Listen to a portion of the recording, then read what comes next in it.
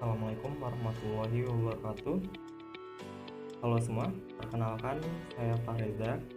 Pada kesempatan kali ini saya akan membahas sedikit mengenai pembebanan pada pondasi dangkal, mulai dari pengertian pondasi, jenis pondasi, daya dukung tanah, dan lain sebagainya. Selamat menyaksikan. Oke, pertama kita akan mulai dari apa pengertian dari pondasi itu sendiri. Nah, bagian paling bawah dari suatu konstruksi itu dinamakan pondasi. Fungsi pondasi ini ialah meneruskan beban konstruksi ke lapisan tanah yang berada di bawah pondasi. Dalam perencanaan pondasi harus mengevaluasi daya dukung tanah yang pondasinya akan dibangun. Hal ini diperuntukkan agar beban yang diteruskan oleh pondasi tidak melampaui kekuatan tanah yang bersangkutan. Bila kekuatan tanah dilampaui, maka akan terjadi penurunan yang berlebih dan keruntuhan. Dua hal tersebut akan menyebabkan kerusakan konstruksi di atas pondasi tadi. Untuk pondasi ini ada bermacam-macam, yang biasanya dipilih menyesuaikan dengan jenis bangunan dan tanah di mana konstruksi berada. Nah, jadi pondasi dibagi menjadi dua. Ada pondasi dangkal dan pondasi dalam. Pondasi dangkal biasanya digunakan untuk bangunan yang tidak terlalu tinggi atau tidak terlalu berat.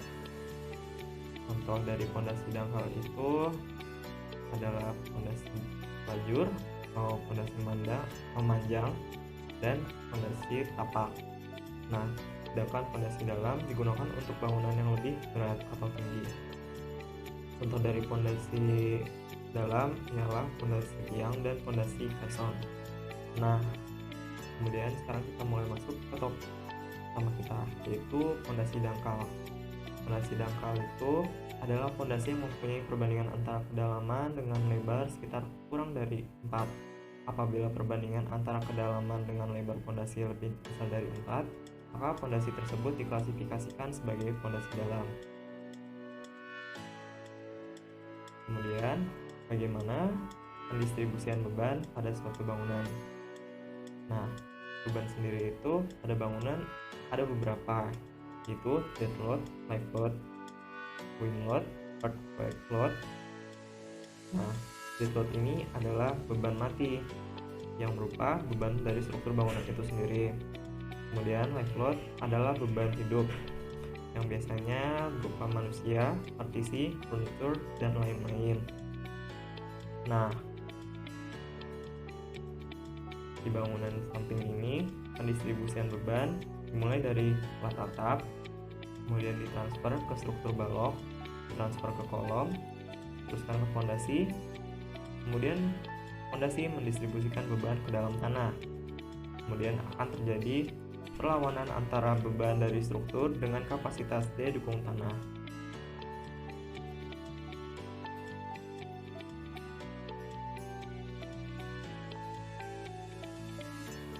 Lalu, daya dukung tanah, yaitu kemampuan untuk menyokong atau menahan suatu fondasi dari kelongsoran geser.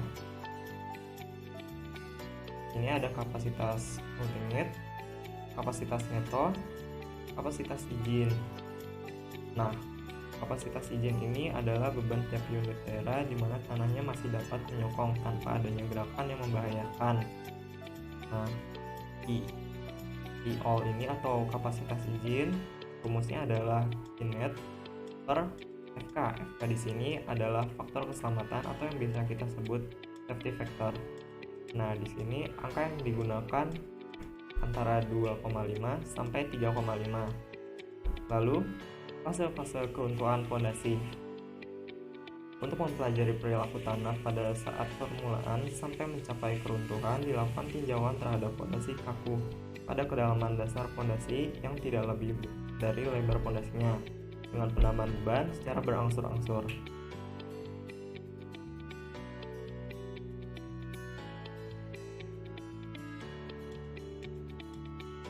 Mulai dari fase 1, awal pembebanan tanah di bawah pondasi turun. Terjadi deformasi lateral dan vertikal ke bawah. Penurunan yang terjadi sebanding dengan besarnya beban tanah dalam kondisi keseimbangan elastis. Massa tanah di bawah pondasi mengalami kompresi sehingga kuat geser tanah naik, sehingga daya dukung bertambah. Lalu fase kedua, Pada penambahan beban selanjutnya, penurunan tanah terbentuk tepat di dasar fondasi dan deformasi plastis tanah menjadi dominan. Gerakan tanah pada kedudukan plastis dimulai dari tepi fondasi. Dengan bertambah beban zona plastis berkembang, geser tanah juga berkembang. Gerakan tanah ke arah lateral makin nyata sehingga terjadi retakan lokal dan geseran tanah di sekeliling tepi fondasi. Lalu ada fase ketiga. Fase ini dikarakteristikan oleh kecepatan deformasi yang semakin bertambah, jalan dengan penambahan beban yang diikuti oleh gerakan tanah ke arah luar sehingga permukaan tanah menggembung. Sehingga tanah mengalami keruntuhan tersebut disebut bidang geser, radial, dan linier.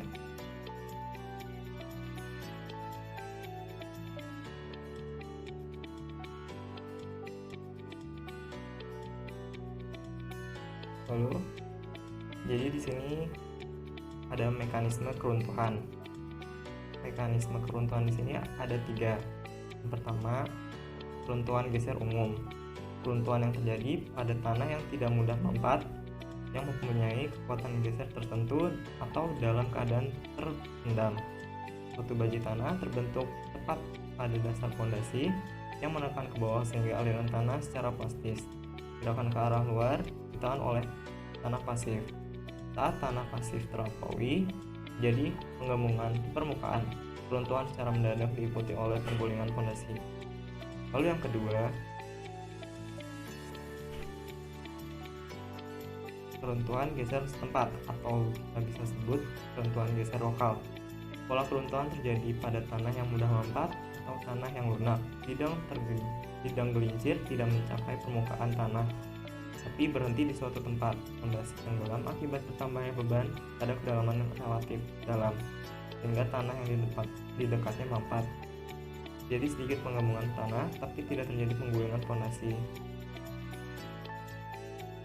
Lalu yang terakhir, keruntuhan geser penetrasi.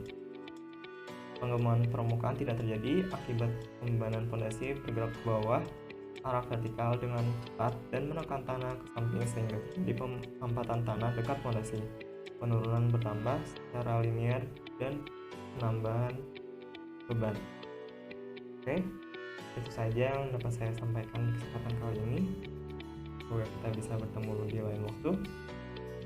Wassalamualaikum warahmatullahi wabarakatuh. Terima kasih. Dadah.